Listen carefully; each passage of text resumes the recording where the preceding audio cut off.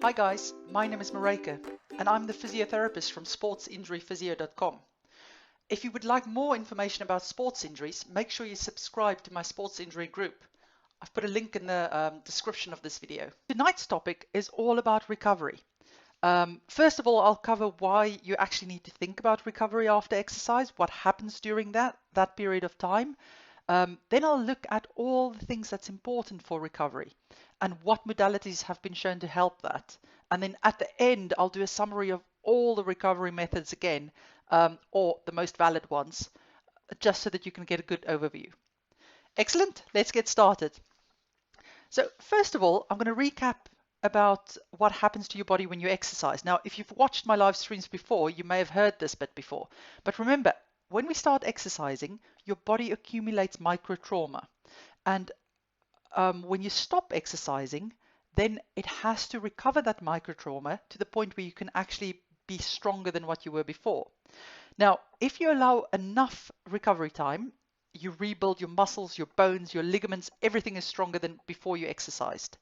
If, however, you exercise very quickly after the previous time, and too quickly for your body, then the micro trauma can accumulate and you can actually end up with a proper injury. Now, how long this rest period or recovery period has to be differs from person to person. And there are loads of things that influences it. Things like type of exercise. So if you did a exercise session that caused a lot of muscle damage, so heavy weights or a heavy running session, speed session, something like that, you usually need a longer recovery period. If, however, you're quite well trained, you tend to be able to recover quicker from this type of training. So think of triathletes, for instance. They tend to do really high loads of swimming, cycling, and running and strength training in 1 week, and their bodies can cope with it. Now, if you take a runner and you try and get them from running direct into triathlon on that same volume, you'll pretty much kill them off because they're not used to that high volume of training. You've got to build up to that slowly. Now, the aim of your recovery methods are pretty much threefold. One is to get rid of all the waste that's formed while you've exercised. The second is to restore your energy stores. So while you're exercising, your muscles uses glycogen to produce energy, and you've got to refill these energy stores while you're resting so you can exercise again. And then thirdly, it has to replace the damaged cells. Now, it sounds quite weird when you say you get damage from exercise, but don't worry about it because it's really natural and it is part of the process that stimulates your brain to rebuild your body stronger. So what do we need then from a good recovery? Well, the first thing is we need inflammation. Now, this may sound really weird because inflammation has really had a bad name in the past few years, that people or my patients often say after they've injured themselves that they've taken anti-inflammatories to decrease their inflammation. Now, that's actually the worst thing you can do because, like with most things in the body, things don't happen without a reason. Inflammation is the body's way of getting rid of the injured muscle cells or bone cells, whatever it is that you've injured, and actually getting rid of all of the debris in there. And if you blunt your inflammatory process, it's been shown that you can actually decrease your response to exercise. So you won't get the same strength gains from a strength training session as somebody else would have done if you interfere with the inflammation. So on that point, please don't take anti-inflammatory drugs as part of your recovery. I've heard people say in the past that they take that so that they don't have pain the next morning and they can actually train again. Now, as I've just mentioned, you're probably not getting the gains you want to be getting from your training sessions if you're doing that. And secondly, if you're that sore that you've got to take medication for you to be able to train, then you're really looking for trouble if you train with tablets in you, because you will just cause yourself an injury. Now, other modalities can also influence your inflammatory process, and one of the main ones is ice baths or ice water immersion, where you basically put your whole body into the ice water. What the research has shown is that it can be really good for recovery if your aim is to perform well the next day. But if you use ice baths over a long period of time, say for instance after every single training session you do, you won't get the same strength gains. And again, they think it's because you're blunting the inflammatory process and other processes that's needed for muscle adaptation. So with regards to ice baths, if you want to use them, think about your goal with training or exercising at that point. Is it that it's really important for you to be at your best tomorrow because you're playing a competition? Is it that you are doing multiple events in one day and you've got to optimize recovery, but you don't really care about strength gains at this point? Then an ice bath is really useful. But is it that you're actually trying to gain strength or endurance or something like that over a period of weeks? Then I would say keep ice baths only for the days that you really need it so that you don't blunt your adaptation. Good. Oh, yes, I nearly left this out. Now, who of you knows how cold an ice bath should be? So I have to admit that I used to think quite a few years back, luckily, that it should be as cold as possible. And I could never understand why it actually hurt when I tried to get into it. Well, the research has shown that the most optimal temperature for an ice bath to be is between 11 and 15 degrees. And if it's too cold, it's really, really not useful for you. So don't go and freeze yourself, please. Okay, so inflammation is one of the important things for recovery. Then the second is circulation, improving your circulation. And the reason for this is your circulatory system, of course, takes all your oxygen and nutrients to your muscle fibers, to your bones, to your ligaments, all the cells that needs it. So if you can improve your circulation, you can improve your recovery. Now, there are a few methods that's been shown useful for that, and the first one that seems to be the most effective is actually compression stockings or compression socks. What they've shown is if you use compression socks, it actually allows you to regain your muscle strength as well as your muscle power, and to a slightly lesser extent, I think, your endurance as well.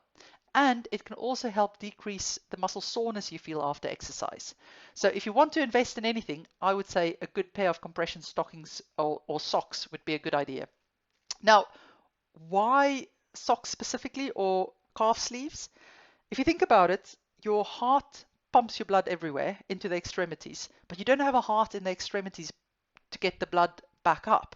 So especially if you're going to be standing or sitting for long periods after you've exercised, the blood can easily just pool in the limbs and be a bit lazy coming back to the heart. But if you give it a bit of compression around there, then you can actually help the flow of the blood back to the heart. Now, something else that they've looked into for improving circulation and recovery is active recoveries. So that would be something like, for instance, with the Tour de France, you often see that after they've completed the day's cycling, they'll get back on a bike, stationary bike, and just sit and spin. So that's an active recovery without much resistance. They're just getting things moving. And the idea behind that is that you help your body to get rid of waste products and things more quickly than if you just sat down. Now, the research on that is a little bit sketchy in that it shows highly trained athletes benefits from it more than just your regular athlete like me who go running about 3 times a week. And the reason for that is if I did a recovery run or a recovery cycle after I do my normal cycling, I'm actually not fit enough to handle that, and that recovery cycle just counts as more exercise for me. So it can actually cause extra micro damage. So choose your active recovery wisely if you're going to do it. So for me, for instance, if I've done my run, a good idea for active recovery would be a little bit of a walk. Interestingly enough, that they've shown that in highly trained individuals, active recovery can help decrease DOMS a little bit, but in untrained or less trained people, not really. But it does allow your heart and your lungs to recover better than if you just sat still. So I can't remember the exact time frame that they used, but it was something like if you just went and plonked yourself down after exercise, it took several hours for the heart and lungs to get back to normal rate. Whereas if you did a little bit of a walk or active recovery, then the heart and the lungs return to normal function quite quickly, or resting function. Okay, so what else? That's pretty much everything under circulation. Now, the third thing that's important for recovery is lymph drainage. Now, your lymph system is very much like your vascular system, that it has vessels everywhere in the body. But these lymph vessels are mostly just under the skin. And what it does is, the job is to take all the waste products away from the cells, and then it dumps it back into the circulatory or system, into the blood, so that it can be excreted. So if you can improve your lymph drainage, you can improve how quickly the waste is taken away from the cells, and therefore help your recovery. So what's been shown to work for that? Again, the one that comes out number one, compression gear. So compression stockings is number one. Full body compression works really well as well, but I would say consider your sport. If you do a sport where you use your whole body like triathlon, I think it may be worth investing in that. If you're really just a runner, then I would just go for either compression stockings or like tights. What else was there? Oh yes, massage and foam rolling. Both of those modalities have got strong evidence behind it that it can decrease the amount of pain that you feel the next day. And they think it's because it's helping your lymph drainage and getting rid of the waste products, but they're not entirely sure. So if you've got access to sports massage, what they've done in the research is about half an hour sports massage got really good results. But then also foam rolling got similar results, and they usually spent about 2 to 5 minutes per muscle group. But I've written articles about this in the past, and I'll put a link to that in the blog post that I've written about this. Okay, so far we've had inflammation, circulation, lymph drainage. Then we're on to food. Now, food is a little bit of a difficult one because it's different for every single person. And you will agree that we're all different beasts. We've got different body sizes.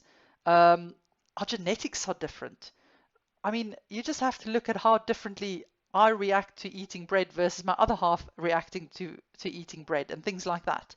So there's no one size fits all. And I would strongly suggest that you read about it, or you employ the services of a good nutritionist or dietitian, that you can work out the best plan for you. So I'm going to keep my advice quite broad here and just tell you about the things that I believe everybody can benefit from. Now, the first important thing to understand is that your body can only repair the microtrauma if you actually give it the building blocks it needs.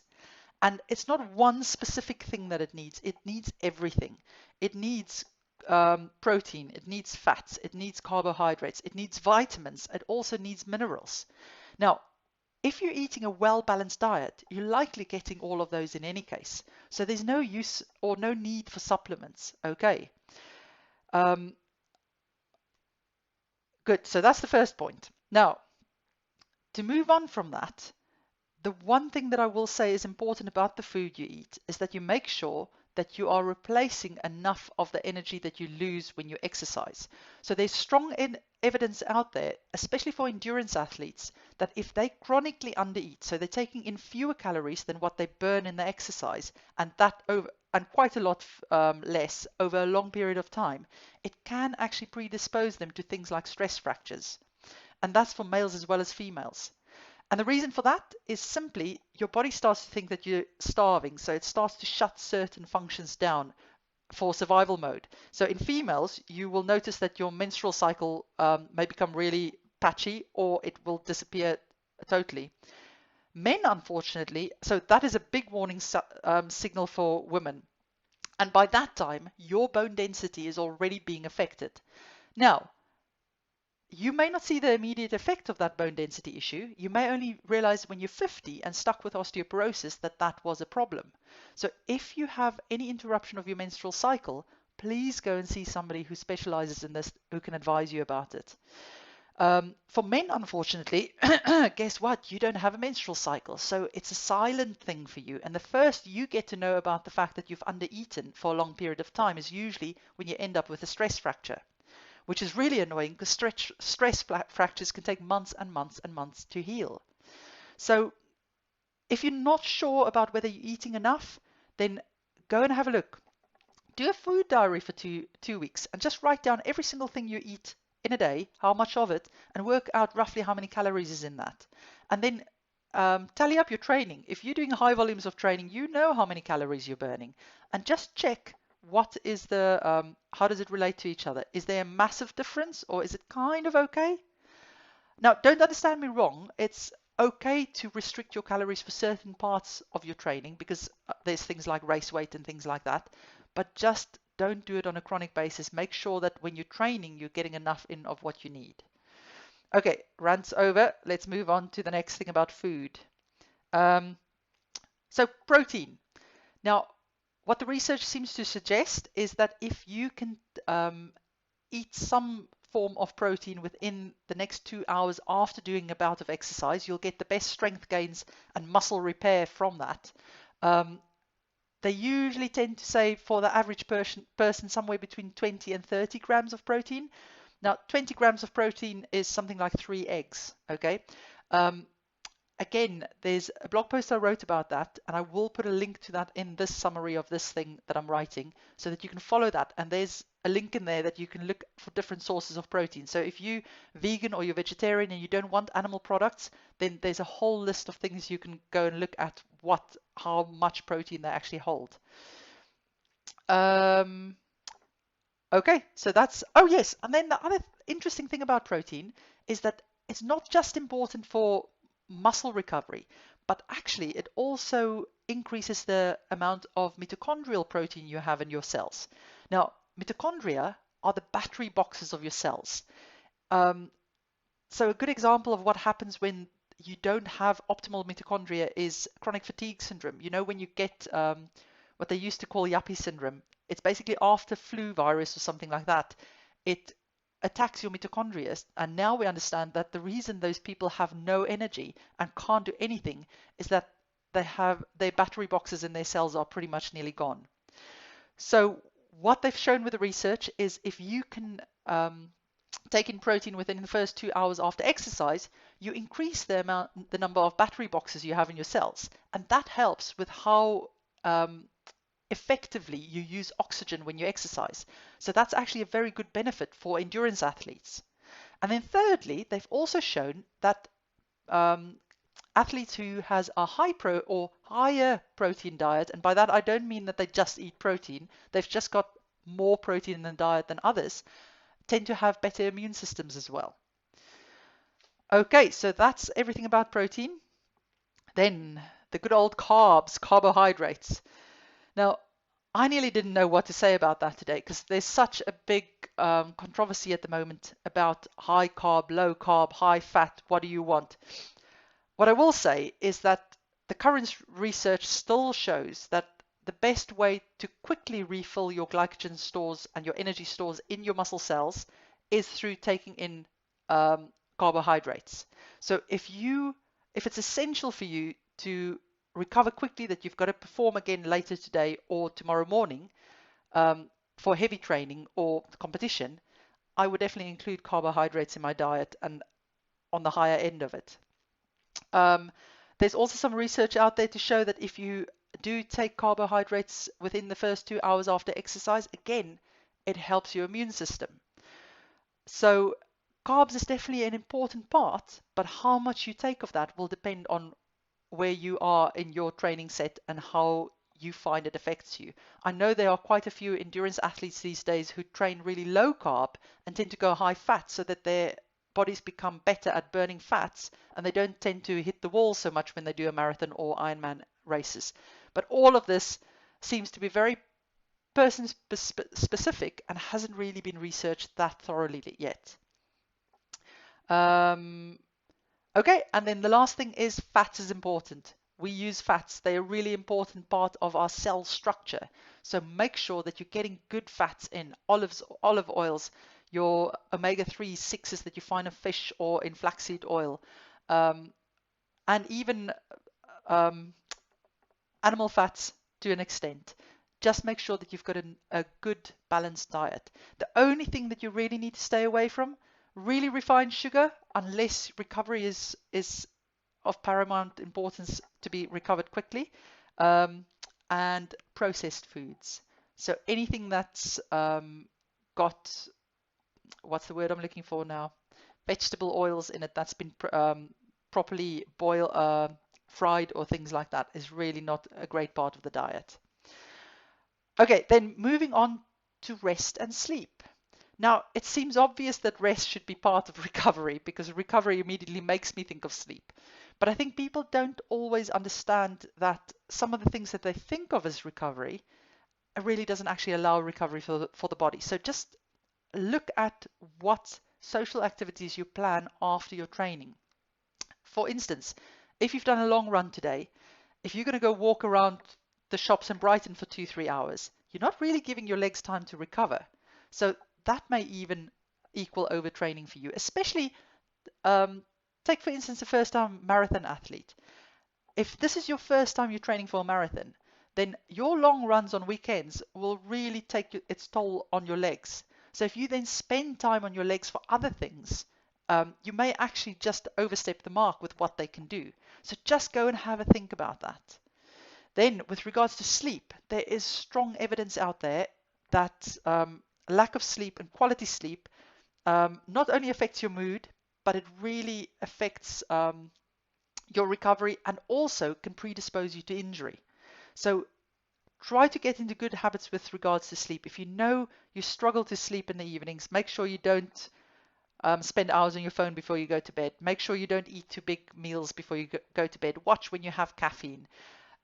Every person finds that different things work for them, but if you're not having good sleep, you need to actively research it and make a plan because it is important. It feels as if I've just run through all of that now. So let's quickly recap. Now, the one thing that you may have noticed that I didn't touch on is stretching. And it's because stretching doesn't actually fit into these 5 sections of things that we really need for recovery, which is inflammation, circulation, lymph drainage, food, and rest.